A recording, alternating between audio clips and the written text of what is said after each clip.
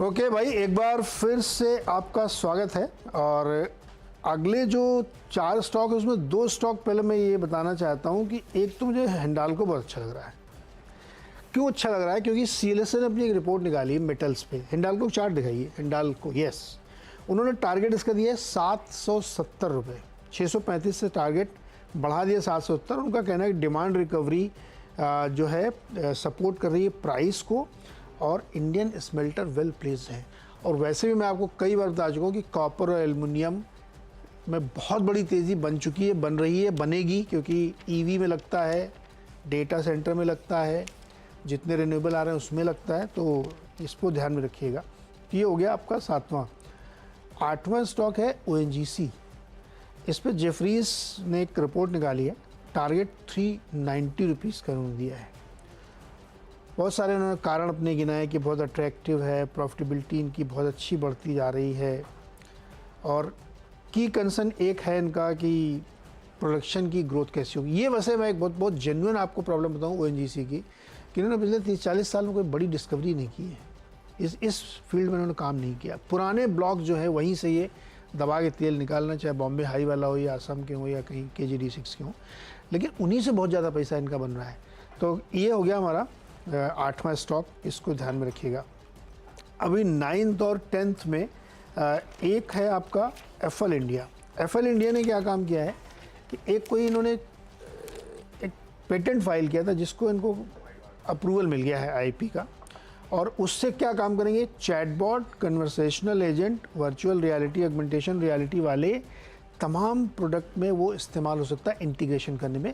और ये इनको 8वां पेटेंट मिला है। अच्छी खबर है FL के लिए बिजनेस के हिसाब से। और 10th स्टॉक है JK सीमेंट।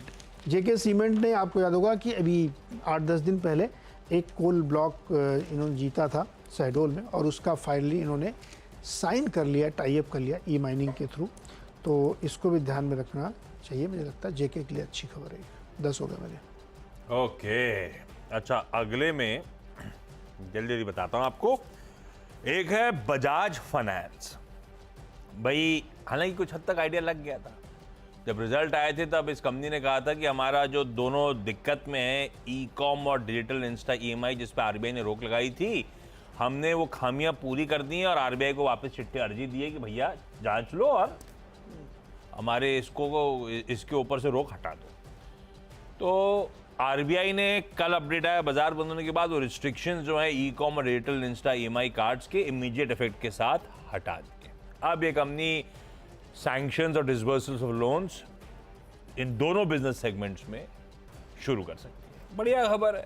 ओवरहैंग खत्म होता है। अभी रिसेंट नतीजे आए थे तो सब कह रहे थे कि बिक्री और फाइनेंशियल्स पे 5% का इम्पैक्ट इसी कारण है, ये दोनों पे रोक लगी हुई थी। तो भैया वो हट गई है। बढ़िया है, ग्रीन रखते हैं इसको। हिंदुस्तान जिंक को ग्रीन रखते हैं। ये हालांकि इसमें कुछ बचा नहीं है, सब स्टॉक से चूज गए हैं इसमें बैलेंस शीट पे। अब जो कैश फ्लो जनरेट होते हैं मुझे लगता है वही डोल आउट होने आएंगे। पर हालांकि खूब तगड़ा कैश जनरेशन वाला धंधा है आज भी।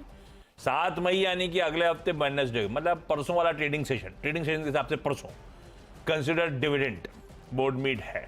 तो बढ़िया, अच्छा है। इससे पहले मुझे लगता है आज हरकत आएगी। फिर एक Gujarat industrial power corporation limited GIPCL, इसने national bank for financing infrastructure and development के साथ एक लोन टाई अप करा है 2800 करोड़ से ज़्यादा का।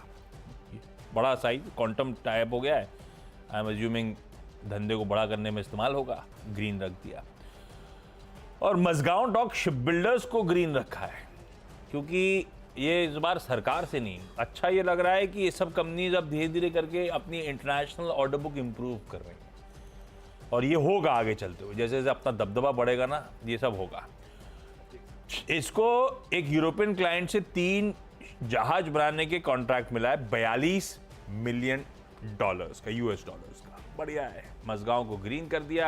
10 स्टॉक पूरे। क्विकली छोटा सा ब्रेक के उस पार ये टीम्स का क्विक रैप अप।